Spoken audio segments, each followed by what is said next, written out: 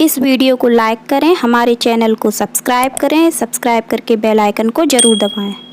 Hello everyone, welcome back to my channel. आज मैं आप लोगों के साथ शेयर करूंगी श्री राम जी की कथा या फिर रामनवमी की कथा। उससे पहले मैं आप सभी लोगों से बोलना चाहूँगी, यदि आपको मेरी यह वीडियो पसंद आए या कथा पसंद आए तो वीडियो को लाइक करें और ज़्यादा से ज़्यादा शेयर करें, साथ में हमारे चैनल को सब्सक्राइब करें। तो चलिए फिर कथा सुनना प्रारंभ करते हैं। सूर्यवंश में दशरथ नाम के एक राजा थे। उनकी 3 रानियां थीं, कौशल्या, कैकई तथा सुमित्रा। लेकिन राजा दशरथ के कोई संतान न था। गुरु वशिष्ठ की आज्ञा से राजा दशरथ ने पुत्रेष्टि का यज्ञ किया, जिसके प्रभाव से तीनों रानियां गर्भवती हुईं और समय आने पर कौशल्या से राम, कैकई से भरत तथा सुमित्रा से शत्रुघ्न एवं लक्ष्मण का जन्म हुआ।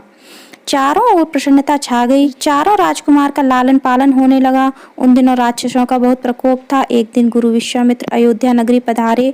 उन्होंने राजा दशरथ से श्री राम और लक्ष्मण को मांगा, जिससे वे अपना यज्ञ निर्विघ्न रूप से संपन्न कर सकें।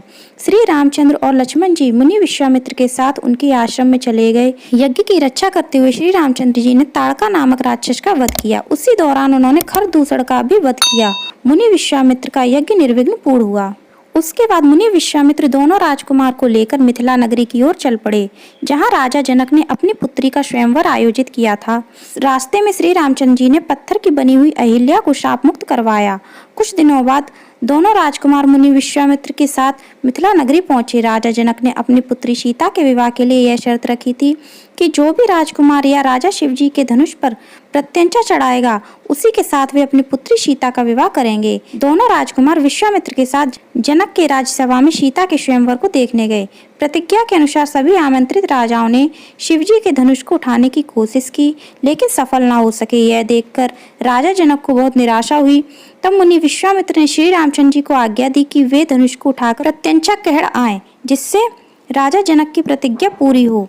गुरु की आज्ञा पाकर श्री रामचंद्र जी ने शिवजी के धनुष को उठाया और प्रत्यंचा चढ़ाने के समय वह धनुष टूट गया।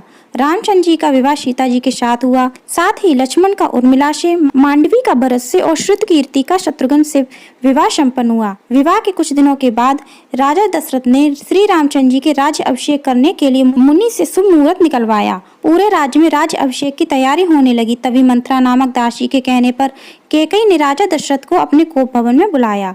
तब राजा दशरथ कैकई के पास पहुंचे। तब कैकई ने महाराज दशरथ को उनके वचन की याद दिलाई, जो वचन राजा दशरथ ने कैकई को युद्ध के समय अपनी सहायता करने के बाद दिया था। उस वचन को याद दिलाते हुए कैकई ने कहा, राम के स्थान पर भरत का राज्याभिषेक और राम जी को 14 वर्ष का वनवास। यह सुनकर राजा दशरथ मूर्छित हो गए। जब श्री रामचंद्र जी को पता चला तो वे पिता के वचन को पूरा करने के लिए 14 वर्ष के वनवास को जाने के लिए तैयार हो गए। सीता जी और लक्ष्मण जी भी रामचंद्र जी के साथ वन को चले गए।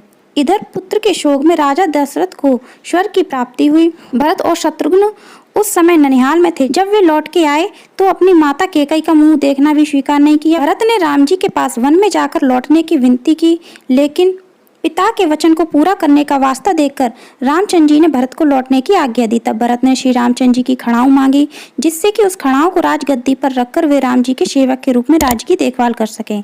इस प्रकार यह कथा संपन्न होती है।